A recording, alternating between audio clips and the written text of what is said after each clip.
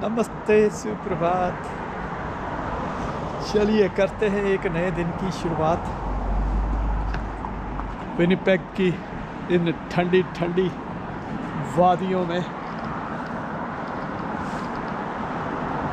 Saturday का दिन है सुबह, और आज का टेम्परेचर थोड़ा थोड़ा प्लस में रहेगा। अभी मिनिमम तो जाएगा, अभी भी माइनस में। मुझे लग रहा है अगले 10-15 दिन, ये महीना पूरा ही अप्रैल में फिर प्लस में रहेगा, मुझे तो लग रहा है। वही है, ट्रैफिक आज थोड़ा थोड़ा कम है क्योंकि शनिवार है। अपने अलग अलग टाइम पे निकलते हैं लोग, बाकी दिन तो जब काम का टाइम होता है ना तभी निकलते हैं लोग, तो उस टाइम ज़्यादा रश होता है। आ रहा है ना वहाँ से ग्रीन लाइट से छूट के इकट्ठा ही। तो बाकी दोस्तों मौसम है ऐसे क्लियर क्लियर क्लियर है, क्लियर बिल्कुल क्लियर, बिल्कुल ब्लू है, बिल्कुल ब्लू। और ये देखो पानी जो टेम्परेचर बढ़ने से पिघल के अब वो कहीं इधर उधर जा नहीं पाया, तो बीच में ही पानी पानी जो है बन गया, फिर जम गया रात को टेम्परेचर डाउन आने से। बस एक कुछ दिन ऐसे ही रहेगा, फिर धीरे धीरे नीचे ज़मीन में जाता रहेगा। अब ये तो सूख गई वैसे, ये देखो साइड पे रहेगी, लेकिन वो तो गंदी गंदी है, मिट्टी मिट्टी लगी हुई है। यहाँ है अगले फ्रंट वाले पे, बारिश होएगी तो ही जाके साफ होएगी। शिवाय। चलो जी निकलते हैं फिर भगवान का नाम लेके। दोपहर को तो प्लस में जाएगा, लेकिन अभी सुबह का टाइम है, सुबह यानी 10:30 बजे -1।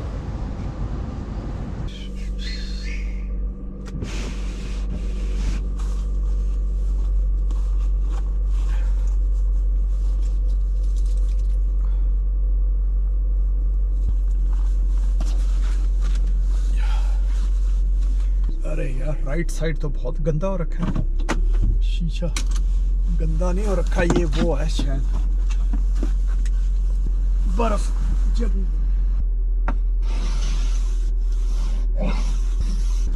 जो आगे बर्फ है ना नीचे मैंने कहा कैमरा उधर को, मैं वहां से हाथ हिला रहा हूँ कैमरा तो पीछे को किया हुआ मैंने। तो ये देखो, ये तो गंदा ही है, और यहाँ फ्रॉस्ट जमी हुई थी तो मैंने उसको साफ किया तो शीशे साफ हो गए। चलो कोई नहीं, ये भी बारिश से हो जाएंगे साफ। अरे वाह, दूर दूर तक ट्रैफिक नहीं आज। ये देखो दोस्तों, ये रहा हमारा गोल्फ ग्राउंड। बस वही थोड़ी थोड़ी घास के ऊपर बर्फ नजर आ रही है, बाकी तो बर्फ पिघल चुकी है।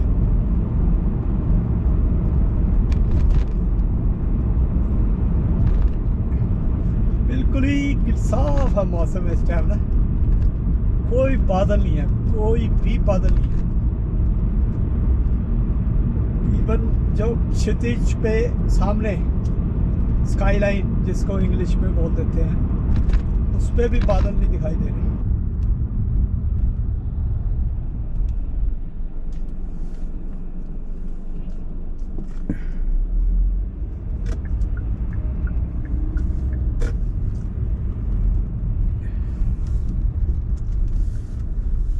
ऐसे थोड़ा मुड़ना खतरनाक होता है वैसे, जैसे ये गया है, मैं इसीलिए बहुत दूर रोक दी कि भी उसको क्लियरली पता चल जाए दूसरी लेन में तो नहीं आ रहा। मेरी लेन तो रुक गई मेरे पीछे, लेकिन दूसरी लेन में कई बार पीछे से आ रहा होता है ट्रैफिक, वो नज़र नहीं आता। खैर उसकी गाड़ी ऊंची भी थी, लेकिन फिर अगर मैं दूर था तो फिर उसको नेचुरली अभी दूर से दिखाई भी दे जाएगा,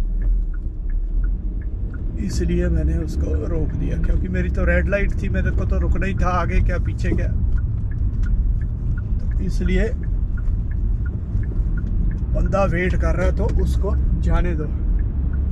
दोस्तों कई बार जैसे मैं बातें करता हूँ ना कि अपना सनातन की बातें, तो मैं कोई मतलब वो तो नहीं हूँ भी बहुत बड़ा ज्ञाता जो है, लेकिन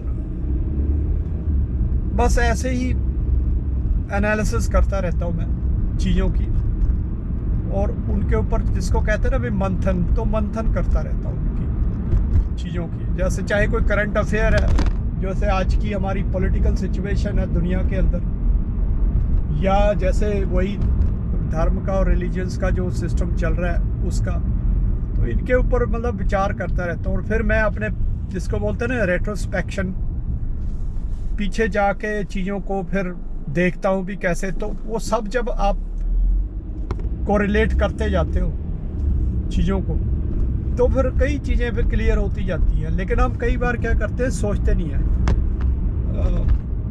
बस मतलब जैसे किसी ने बोल दिया, और ख़ासकर कोई अगर सेलिब्रिटी ने बोल दिया, किसी जिसको विद्वान माना जाता है, जिसको दुनिया विद्वान मानती है आजकल, आपको पता ही है कि ये बना देते हैं, इसीलिए बनाते हैं ये महान, कि ऐसे लोगों को फिर लोग फॉलो करने लग जाते हैं और लोगों को लगता है कि ये सही बोल रहा है। तो यही तो है ये पश्चिमी देशों की महिमा, ये ऐसे ही लोगों को वो बना देते हैं जिसको बोलते हैं सेलिब्रिटीज़, और फिर दूसरे लोगों को इनके थ्रू, चाहे इनके पास ज़ीरो ज्ञान हो, जैसे वो देखा होगा ना वो क्लाइमेट वाली आती है क्या, ग्रेटा थनबर्ग, देख लो घर घर में पता होगा लोगों को ग्रेटा थनबर्ग।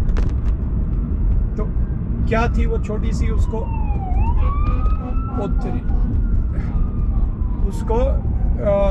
इन्होंने मतलब कि क्लाइमेट एक्टिविस्ट के तौर पे फेमस कर दिया। किसने किया? यही डीप स्टेट ने, वोक दुनिया ने। वोक मतलब डीप स्टेट एक ही चीज़ है, ये सब इन्हीं के डीप स्टेट का ही वोक सब बनाया हुआ है। और ये जो मार्क्सवादी लेफ्टिस्ट है, इनकी विचारधारा जो है इस डीप स्टेट को पोषित करती है।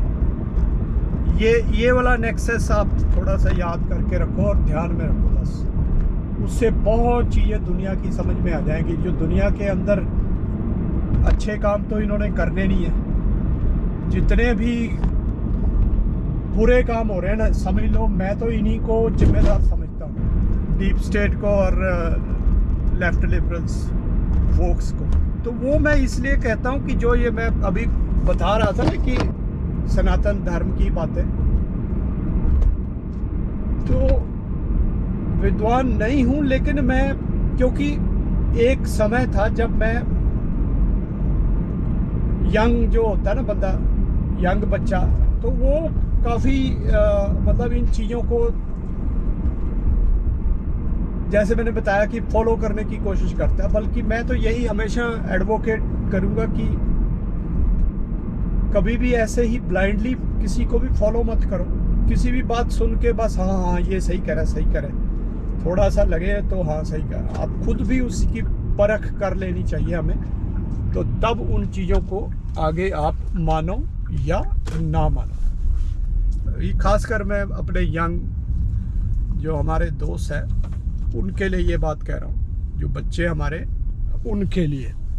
तो कईयों को लगता होगा यार तो मतलब जब मैं खासकर वो आइंस्टाइन वाला फार्मूला बताता हूँ तो लोगों को लगता है कि भी ये क्या बकवास कर रहा है, आइंस्टाइन का फार्मूला और कहाँ हिंदू धर्म। तो आइंस्टाइन का फार्मूला एक बार फिर मैं बता देता हूँ। हालांकि उसकी जितनी भी उसने आइंस्टाइन ने चीज़ें दी है ना, वो सारे ही हमारे ग्रंथों में है। अब ये ऑफिशियली कोई इन चीज़ों को वो नहीं कर रहा है, लेकिन और इतना भी प्रूवन है कि उसने ये चीज़ें हमारे जो स्क्रिप्चर्स हैं उनका अध्ययन किया हुआ है, ये भी प्रूवन है। तो जितनी भी चीज़ें उसने quantum theory the, relativity, time and space की दी थ्योरी, जो भी इसने लॉ दिए, आइंस्टाइन का जो E=mc², मैं वो ज़्यादातर वही कोट करता हूँ। ये सारा जो है ये हमारे ग्रंथों के अंदर है।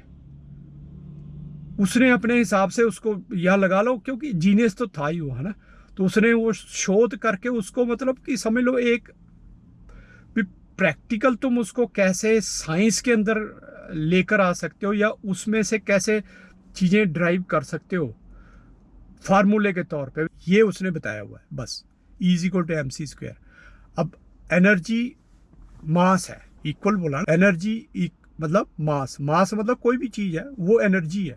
अब हमें लगता है यार पत्थर है, इस ये क्या एनर्जी है? अभी हमें तो लगता है ना सिर्फ भाई लकड़ी ही एनर्जी है, उसमें से आग निकलती है जलाने से, या हमें लगता है कि पेट्रोल या गैस जो है यही एनर्जी है, लेकिन हर चीज ही एनर्जी है। और अगर इसको उल्टा करके देखें, अब मैं अगर ईश्वर जो है वो मास है, सनातन में यही तो कहा गया ना, हर चीज के अंदर ईश्वर है, कण कण में भगवान है, यही तो कहते हैं, ठीक है। तो वो ईश्वर जो है वो mc² है, उधर से उसने बोल दिया E=mc²। अब दोनों चीजें बराबर है, mc², right hand side Einstein वाला और राइट हैंड साइड मेरे वाला, दोनों अगर सेम है तो ईश्वर का मतलब ई हो गया बस। तो ये चीज़ है, मतलब इस तरह से हमें चीज़ों को अंडरस्टैंड करने की ज़रूरत होती है, सोचने की ज़रूरत होती है। और यही चीज़ उसने उससे ड्राइव की है, ये उसने प्रैक्टिकली ड्राइव कर दिया, उसकी क्वांटिटी बता दी भी इतनी है। सी क्या है? ये कांस्टेंट है, एक लाइट की जिसको बोलते हैं स्पीड ऑफ लाइट है, ये वो उसने एक कांस्टेंट बना दिया। और स्पीड ऑफ लाइट भी कह रहे डिफरेंट, उसमें डिफरेंट होती है। हाँ, हमारे नॉलेज के हिसाब से वो सेम रहती है, लेकिन अगर हम यूनिवर्स में कहीं और चले जाएं तो वहाँ अलग हो जाती है। फिर ब्लैक होल उसके बाद आ गए। तो मतलब ये चीज़ें ना सारी इस तरह से विराट और विशाल। और एक चीज़ मैं जब और कहता हूँ कि सनातन हर किसी को ईश्वर बना देता, सनातन नहीं मतलब अध्यात्म। तो अध्यात्म क्या है? जो हमारे ऋषि मुनि थे उनके पास ऐसे इंस्ट्रूमेंट थोड़ी थे आइंस्टाइन वाले E=mc² लैब में करने के लिए। वो सिर्फ क्या है, अपने दिमाग से वो अपनी तरंगों को ईश्वर के साथ जोड़ते थे, फिर वहाँ से उन्हें इन चीज़ों का ज्ञान प्राप्त होता था। तो ये जिन्होंने किया हुआ, क्योंकि जितने भी हमारे महापुरुष, देखो ऐसे भी हो सकते हैं ना, मैं भी कह दूं मैं तो ईश्वर हूँ, मैं तो मतलब ईश्वर का अवतार हूँ या कुछ भी हूँ, उससे थोड़ी होता है। हमारा ज्ञान भी तो देखा जाना चाहिए ना।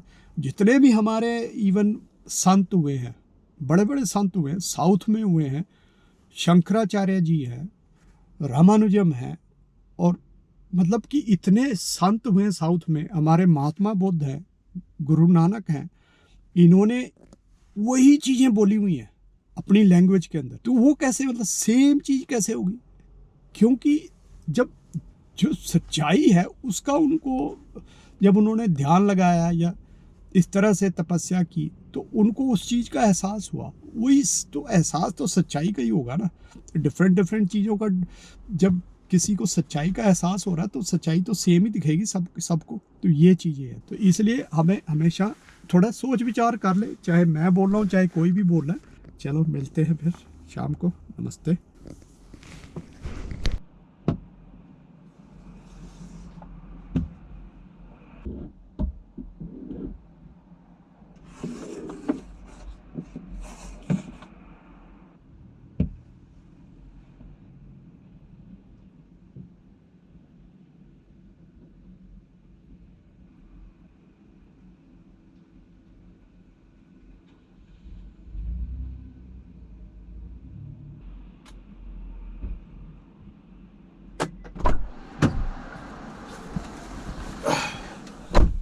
चलो ये भी काम हो गया। अब ऐसे है ना कि, और शीशे भी चमका दिए मैंने, ये भी बढ़िया हो गया। याद आ गया मुझे, अभी तो बढ़िया से नजर आ रहा है चारों तरफ चम चम करता हुआ। संडे को बहुत रश रहता है और रियर व्यू भी मैंने चमका दिए, बड़ा अच्छा लग रहा है। तो वो देखो रियर व्यू, एवरेज के हिसाब से 3333 चलेगा ये, 333 किलोमीटर।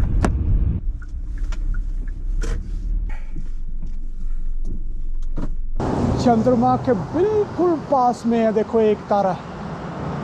पहली बार देखा मैंने ऐसे, चंद्रमा के साथ में लग रहा है वो बिल्कुल। मतलब खैर उससे आगे पीछे होगा, बहुत आगे पीछे क्या दूर ही होगा मतलब, लेकिन बिल्कुल ही साथ में। यहाँ की अलाइनमेंट है ये कनाडा की, चमाचम हो रही है आज तो सड़कें। चलिए दोस्तों, फिर मिलते हैं कल को। शुभ रात्रि, नमस्ते।